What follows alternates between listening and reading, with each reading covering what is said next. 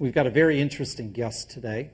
She's going to tell us, so you're 60 and what it's all about when you reach that golden year of life.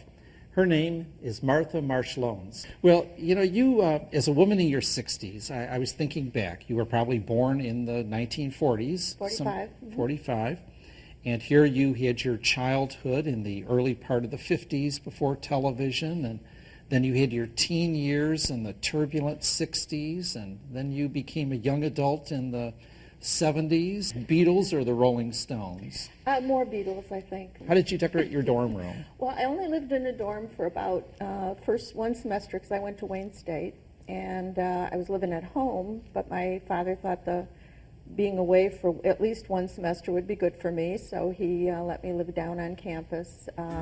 So it was really kind of not your traditional dorm, but it was a good experience. And for some of our viewers who might not know where Wayne State is, that's right in the heart of Detroit. Heart of Detroit, right. So you've seen a city grow up and old and go through its kind of tough times as Most well. Definitely, yes. And then during the 80s, you became a woman, and your profession was what? I've been a nurse all of my life, most of my life. I was an LPN for a short period of time, and then I progressed and got my RN. And I've been an RN for probably over 40 years now.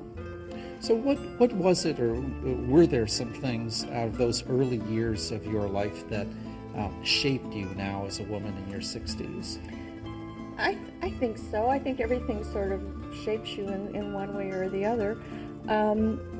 I think that being on campus in a city campus like Wayne State was, with all the turbulence, the Vietnam War and all of that sort of thing, and one of my brothers was over there during that period of time. That was very difficult, and I think that whole experience shapes you.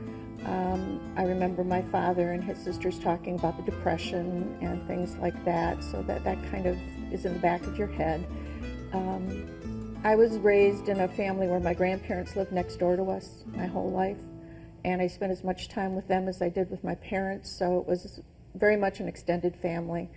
So I think that our family was always very close and still is. I'm still very close to my brothers, and family is still very important to me. And I think all that comes from all that. How about your parents? Are they still alive? No.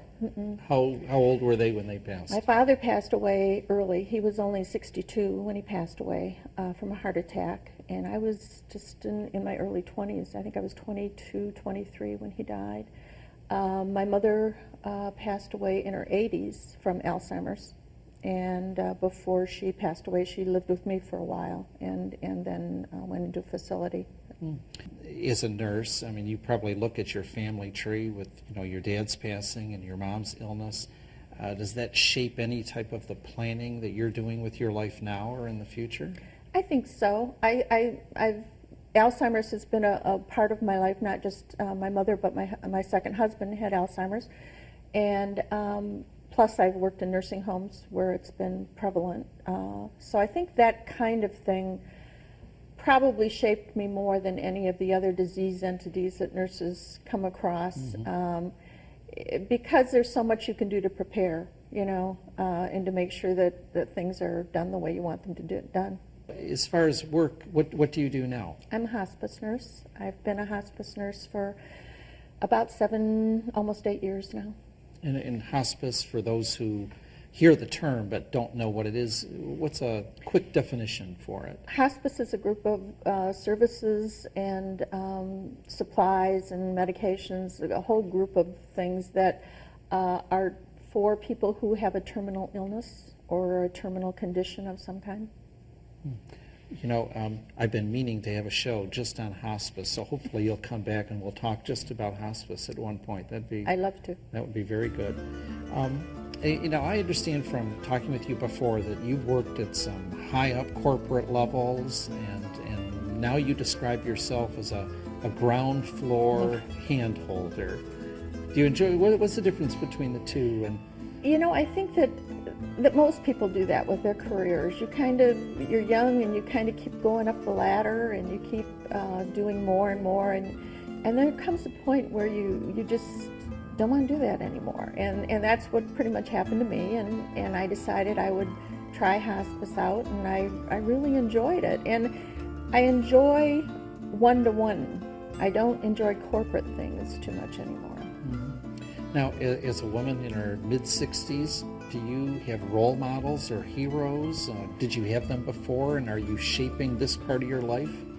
I think so. I think that I don't think my heroes or role models are famous people very often. Probably my father, my grandmother would be two of my role models. I had my very first nursing instructor when I was at Wayne State. Told us all something one time, and it's sort of glued in my mind about nursing. And she had 6 of us that she was over, and she said she took us in to meet our patients and everything. And then she said to us, "There's one reason you will fail this course, and only one reason." What's She that? said, "If I ever catch you going into a room and seeing a patient and leaving that room without touching them in some way," she said, "you will fail." And she was being very honest. And you had to. If you went in, you had to hold somebody's hand, or you had to push the hair out of their face. You had to do something, but you had to touch them.